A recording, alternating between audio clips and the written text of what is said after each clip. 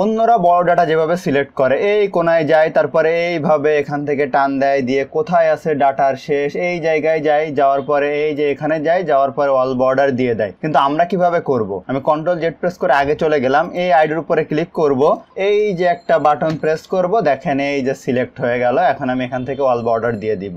এখানে আমরা ক্লিক করব, ক্লিক করার পরে আমরা কিবোর্ড শর্টকাট ইউজ করব, এই যে নিচে পর্যন্ত সিলেক্ট হয়ে গেল। তো এই জিনিসগুলো কিভাবে করে এটা আজকে আমরা দেখে নিব। তো ভিডিওটি খুবই ইম্পর্টেন্ট, অবশ্যই শেষ পর্যন্ত দেখবেন। তো চলুন শুরু করা যাক।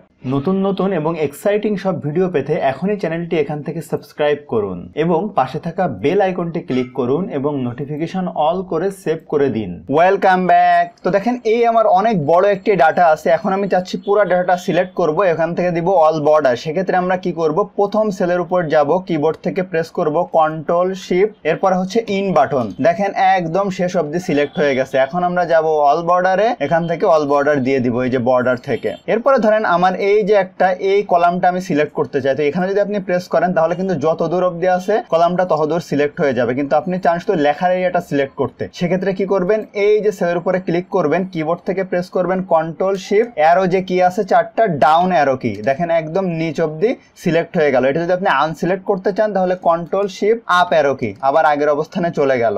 এখন যদি আপনি থাকেন যে এই যে একদম ডকুমেন্টের শেষে, এখন যদি প্রথম অবধি সিলেক্ট করতে চান, কিবোর্ড থেকে প্রেস করবেন কন্ট্রোল শিফট হোম কি, দেখেন একদম প্রথম পর্যন্ত সিলেক্ট হয়ে গেল।